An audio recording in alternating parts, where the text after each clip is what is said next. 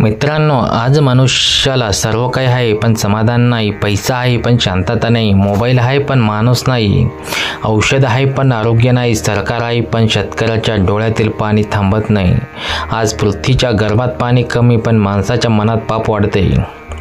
आकाशातून पाऊस येतो की करंट. शेतकरी पेरणी करतो पण धान्य उगवत नाही. उगवलं तर भाव मिळत नाही. भाव मिळाला तर कर्ज माफ होत नाही. कर्ज माफ झालं तर जीव माफ होत नाही. आज आपल्या समाजात देवाला हाक देणारं हृदय आहे का? आपण देवाला आठवतो संकटात, पण संकट काय येतं हे कळतंय का? कारण आपला देवाशी असलेला बंद सैल झाला आहे.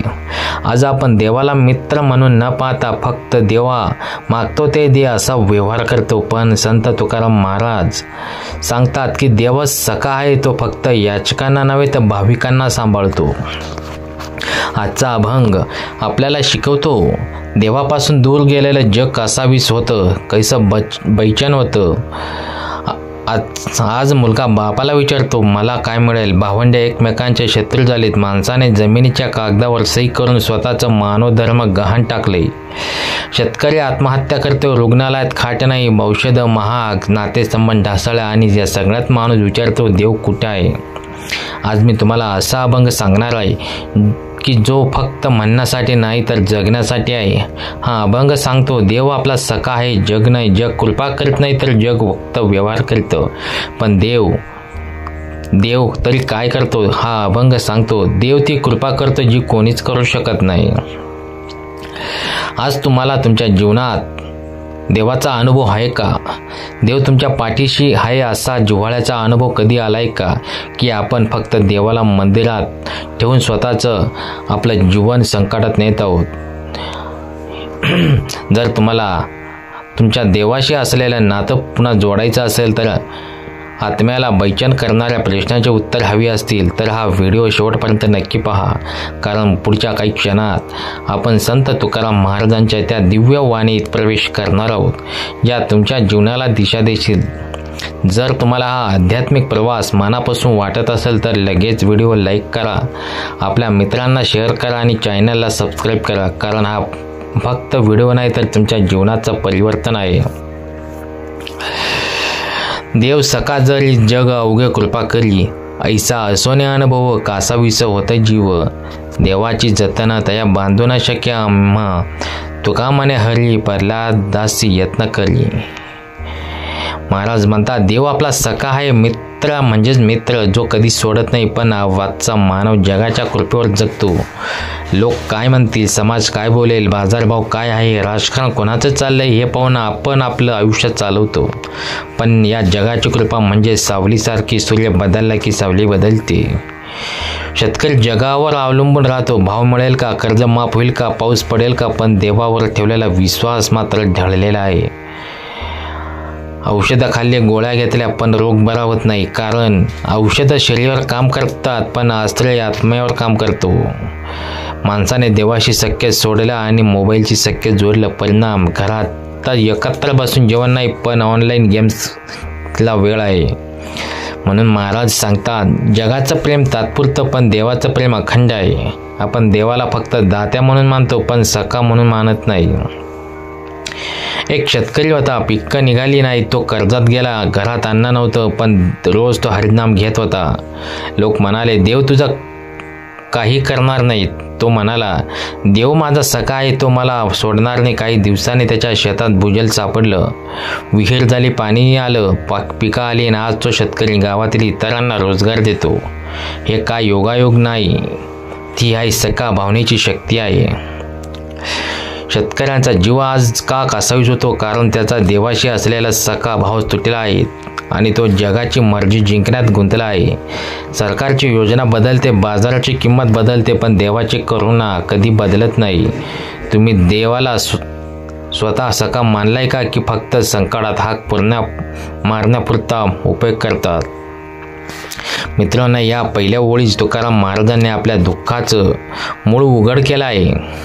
आपण देवाच्या सख्याला विसरलं म्हणून जगाच्या फसव्या कृपेच्या मागे धावतो. आता दुसऱ्या ओळीत ते सांगतात की अनुभव असूनही जीव कासावीस का होतो.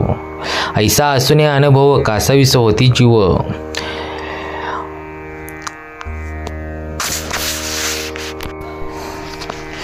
आपण सगळे अनुभव घेतलेच, संकटात देवाने वाचवले, अशक्य गोष्टी शक्य झाल्या तरीही आपला जीव कासावीस का होतो? कारण अनुभव आला पण त्या अनुभवातून श्रद्धा जन्माला आली नाही. आपण मंदिरात गेलो, प्रसाद घेतला, पण मनात प्रश्न तोच, देवा खरंच तू आहेस का? आपण नवस बोललो पण मनात शंका, हा नवस पूर्ण होईल की नाही? आपण देवाचा अनुभव घेतलेला असतानाही मनात भीती, असुरक्षितता, नैराश्य का? कारण अनुभव बाहेरचा आहे पण श्रद्धा आतली असते. अनुभव घडवतो, श्रद्धा घडवावी लागते.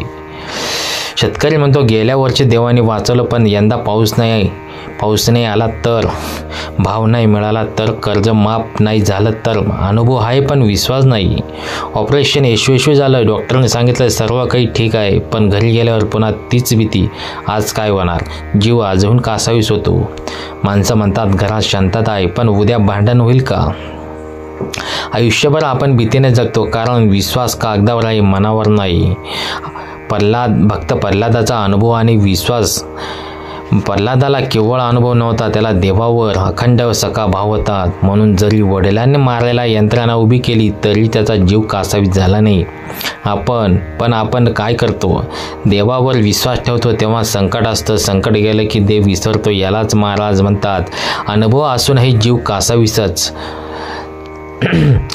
तुला किती अनुभव आलेत की देवाने तुझं रक्षण केले, पण का आजही तू असुरक्षित वाटतो? तू देवाला संकटमोचक मानतोस की जीवन सखा? हा प्रश्न फक्त ऐकायला नाही तर स्वतःला विचारायला आहे. आज मोबाईल बंद झाला की जीव कासावीस होतो, इंटरनेट नाही म्हटलं की जीव कासावीस होतो, पण हरिनाम नाही झाला तर जीव स्वस्थ राहतो. म्हणजे अनुभव बाहेरचा आहे पण हृदय देवापासून दूर आहे. म्हणून तिसऱ्या ओळीत महाराज सांगतात, देव आपल्यावर जतन करतो पण आपण स्वतःला त्याच्याकडे बांधून घेत नाही. हीच मानवी दुःखाची खरा मूळ कारण आहे. देवाची जतनता बांधून शक्य आम्हा. देवा आपल्या जीवनाची जबाबदारी घेतो तरी आपण स्वतःला का वेगळं करतो? हे मॉडर्न युगो विरुद्ध डिव्होशनचं मानसशास्त्र हा काय आहे?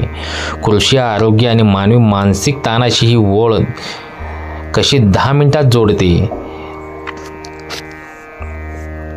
देवाशी जतन बांधू न शक्य आम्ही. महाराज म्हणतात, देव नेहमी जतन करतो, आपली काळजी घेतो, प्रत्येक क्षणी आपल्यावर कृपा करतो, पण आपण स्वतःलाच त्या देवाशी बांधू शकत नाही. देव सदैव तयार आहे पण आपण हात पुढे करत नाही.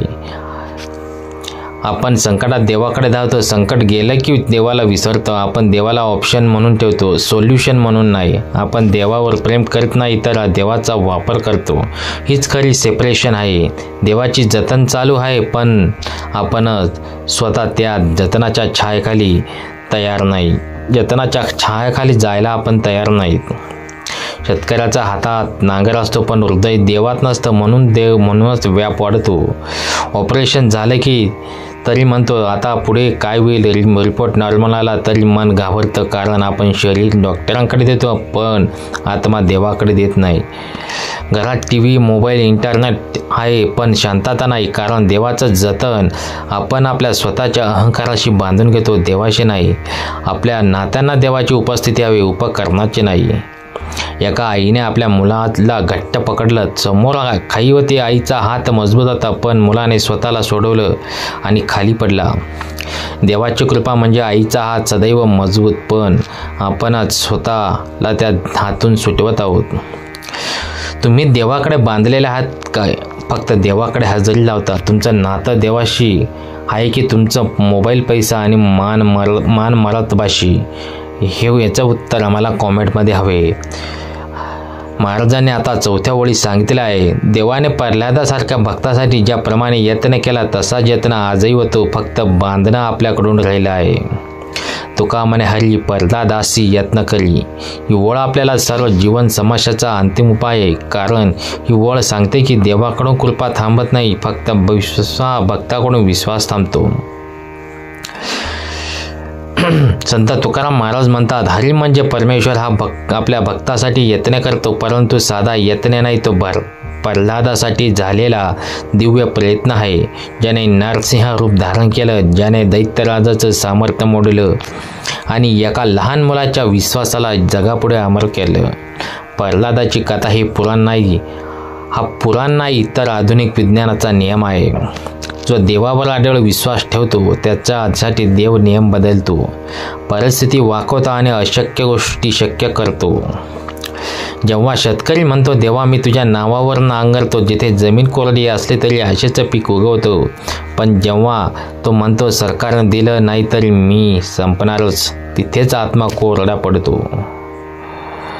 प्रल्हादासारखा विश्वास हवा. दुःखापासून सुटका नाही तर देवाच्या यत्नाने सुखाचा मार्ग तयार होतो. एखाद्या व्यक्तीला डॉक्टरने सांगितलं आता काहीच करता येणार नाही, पण त्या व्यक्तीने देवाची भक्ती, नामस्मरण आणि अंतर्मनातील आशा जिवंत ठेवली. आज तो चालतो, बोलतो आणि देवाचा अनुभव सांगतो. डॉक्टर ऑपरेशन करतात पण प्राणदाता देव आहे. अनेक घरात भांडण, घटस्फोट, नैराश्य, पण जिथे देवाचं नामस्मरण सुरू होतं तिथे कलह बदलून कल्याण होतं. देव हा निरपेक्ष मित्र आहे. समाज, पैसा, नातेवाईक हे सर्व व्यवहार करतात, पण देवासाठी आपण कधीही व्यवहार नसतो, आपण आपले असतो. तुमच्यात प्रल्हादासारखा विश्वास आहे का, की परिस्थितीनुसार बदलणारा विश्वास आहे? देव यत्न करी असं महाराज म्हणतात, पण तुम्ही देवाला तुमच्या जीवनात यत्न करू देतात का? देव सखा आहे याचा अर्थ काय? देव व्यवहार करणारा नाही तर देव आधार देणारा आहे. देव तुमचं संकट संपवतोच असं नाही, पण त्यातून बाहेर येण्यासाठी सामर्थ्य देतो. जग अवघे कृपा करील, जग तात्पुरते आधार देई, कासावी स्वतः जीव, कारण मन देवापासून दूर आहे. देवाची जतन त्या बांधू न शके, आम्हा देव सांभाळ करतो, पण आपणच जोडले जात नाही. प्रल्हादाशी यत्न करी, जो जोडतो त्याशी देव स्वतः पुढाकार कर देतो. आज तुमच्या जीवनात कोणाचं संकट आहे ते महत्त्वाचं नाही, कारण संकट नाही तर तो तुमची परीक्षा आहे. देव दूर नाही, देव फक्त तुमच्याकडून सखा भाव मागत आहे. आपणच जर प्रल्हादासारखा विश्वास ठेवला तर देव आपल्या आयुष्यात यत्न करील, मार्ग काढील आणि विजय देईल. जर तुम्हाला वाटत असेल की देव तुमचा सखा व्हावा, संकटातून मार्ग दाखवावा, तर आत्ताच्या व्हिडिओला लाईक करा, सबस्क्राईब करा आणि कमेंट्समध्ये लिहा मी देवाचा सखा आहे आणि देव माझा सखा आहे, कारण आजपासून तुमचं आध्यात्मिक परिवर्तन सुरू होत आहे.